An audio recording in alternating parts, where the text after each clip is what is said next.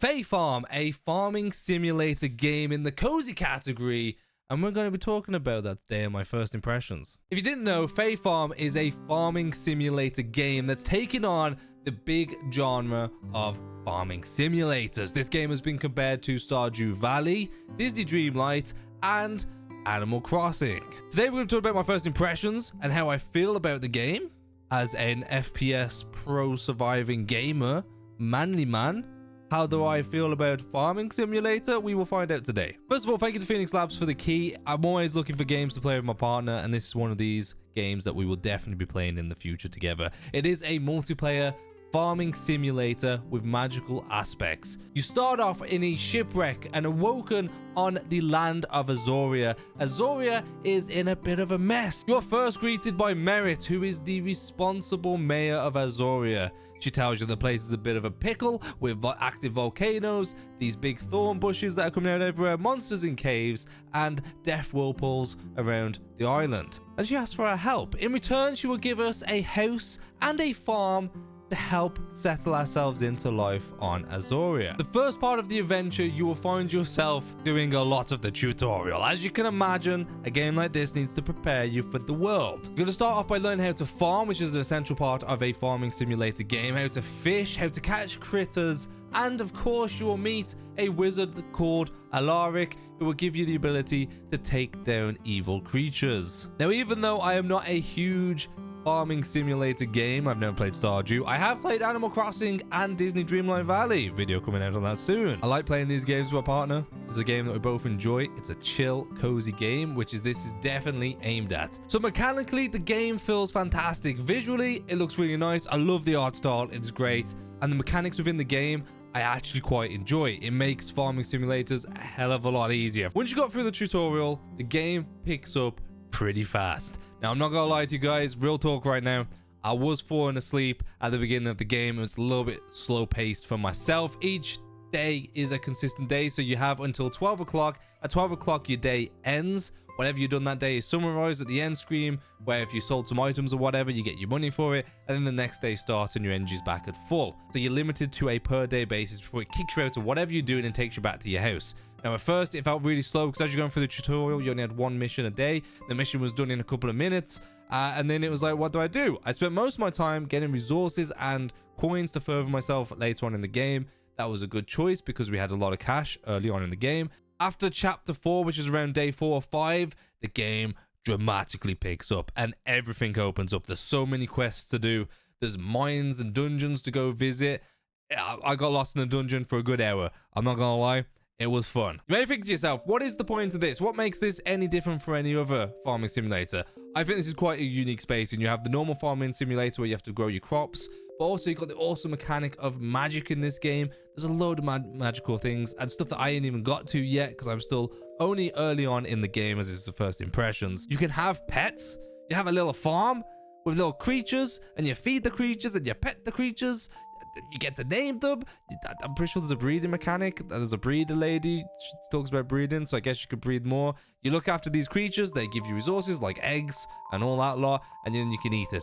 It's very nice. It's a very good game. One of the main points of this game is that it is multiplayer. So everything that you do in the day, you can invite your friends across, which is great if you are in a situation like me where me and my partner play games and we want some games to play. We could both go to one of our islands, visit each other, and play multiplayer, gathering resources. It's tiered as normal farming simulators or other games like Animal Crossing. You have your weaponry tiers and everything is locked behind stuff. So for example, you can get seeds, but those seeds are normally locked behind levels. You have to level up each section of your abilities. So you got mining, crafting, farming. You have all these individual abilities that the more that you level up, the better that you get at those, the more upgrades you get for those, and more unlocks. There is a ton of decorative items in this game. I just keep finding many across the basic island that I'm on right now.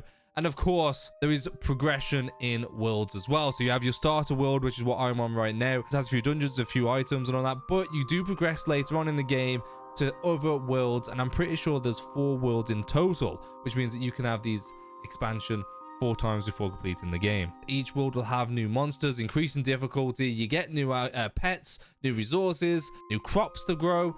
It's fantastic. Now, you might think that the crops are the main part of the game. It is a farming simulator after all. I actually found that it's not. you can pretty much ignore the crops part. The main thing for the crops for me was to get food for me to then continue my energy, because when you take on those dungeons, you want to make sure you take enough food with you, because with each action that you do, your energy bar goes down. If your energy bar depletes, you can't mine anymore. You can still attack things, but you just can't mine, which normally means you have to go home. And in dungeons are set up in stages. Now, I'm talking about dungeons a lot because for me, it was one of the most fun parts out of my thing. Why would you go to a dungeon? Well, the main dungeons is to get better metal resources. So you go in, you can get your copper, and you can defeat monsters in the basic dungeon and get some iron as well. And these will allow you to upgrade your items and also craft some more things like a forge or more automated stuff. The more that you do this, the more items you get. And I found that the most lucrative way to make money, like I said, is not through the farming, it is through the resources that you get. So if you get a bunch of iron or copper, you smelt it down into ingots, you sell the ingot. Pretty cool. We'll get onto the selling in a sec. So the idea is every stage of the dungeon, there's a hidden unlock somewhere within the dungeon. What you have to do is you mine the rocks and you find a little button. You press the button, the door opens, you go down to the next level. If you leave the dungeon, you have to start back at level 1. But there's a way to get around this. You can add these little runes that you put into the teleporter, and what you're meant to do, which I didn't realize until I went through the freaking thing 3 times, is that you're supposed to put a rune on every level. And then when you go back into that place, the highest point that you got to is where you start off. If you put a rune in, you can teleport to floor 1 whenever. You go to floor 2, you can then teleport to floor 2. But you can't put a rune in floor 4 without putting one in 3. So every floor that you go to, you've got to put a rune.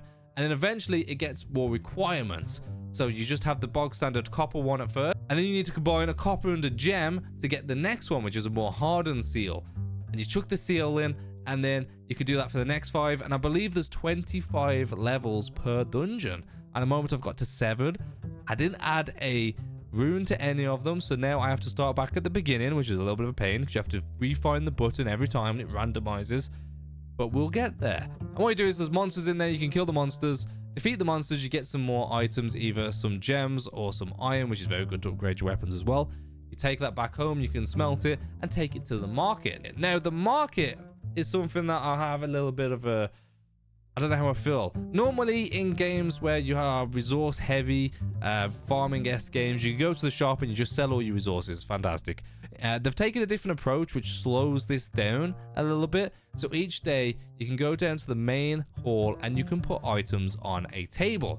There's 4 tables surrounding the middle of the map, and each table I think believes has 8 slots. Now every item takes up 1 slot. If you have 5 muscles, you can't just drop 5 into 1 slot. That takes up 5 slots. Okay, so you can maximum of 20 slots that you can sell per day, which obviously means you want to be efficient with what you're dropping off.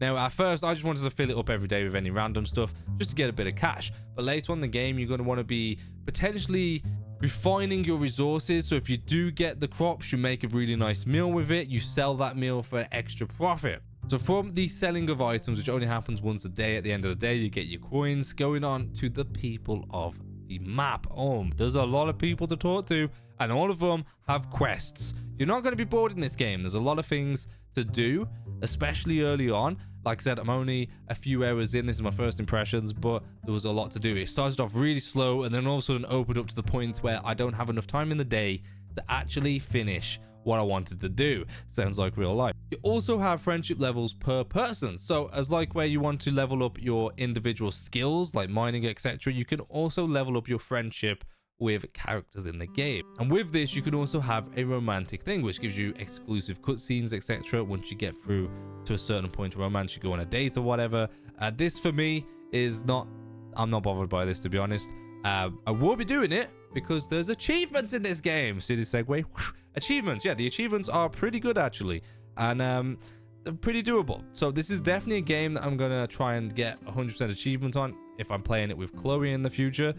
There is a DLC coming out, so if you're playing this on Steam, if you're playing on Switch, I'm sorry, there's no achievements, so it doesn't really matter. But if you're playing this on Steam, there is a DLC coming out, and they are already adding the 7 achievements, so you're not going to 100% the game until the DLC comes out. Now, hopefully I've hyped this game up for you if you're not into farming simulators. Hopefully these first impressions, I'm actually quite surprised. I went into it with a neutral mindset. I definitely, like I said, within the first half an hour, I was on the negative side, and I was like, I don't think I'm going to make it through just playing through the tutorial. But honestly, as soon as it opened up, it went straight back to, I need to make a video on this. But I'm just gonna go and finish this dungeon. I just need to plant these. Oh, and I also need to craft this. And then before you know it, a couple of hours have passed, and I have not made any progress towards this video. You can play the single player. It is a good single player experience, but I do recommend if you've got friends that play this, it is a fun game to just chill around with. Animal Crossing S vibe. For me, Animal Crossing is like the golden standard of games. I played it in lockdown with my partner, and it changed my eyes on these cozy style games. Like, I mean, it has opened my eyes to a new genre of gameplay that I thought that my FPS mind would never get into, and it really has. I do genuinely enjoy how chill these cozy games are. Again, thank you for Phoenix Labs for letting me have this key. It's definitely a game that my partner was on about for a while, and she inspired me to go and get a look at it, so I appreciate that. I definitely enjoyed the game. I'm not gonna lie, I enjoyed the game. I will play a little bit more. We'll do a little bit more of a full-on in-depth review once I've got a little bit further in the game. Thank you all for watching. This is Beanny. This is a little bit of a random video, but it's a direction that I want to take the channel in the future. So if you did enjoy it, like button, I appreciate it, and I'll see you in the next one. Have a fantastic day. Bye now. Goodbye now.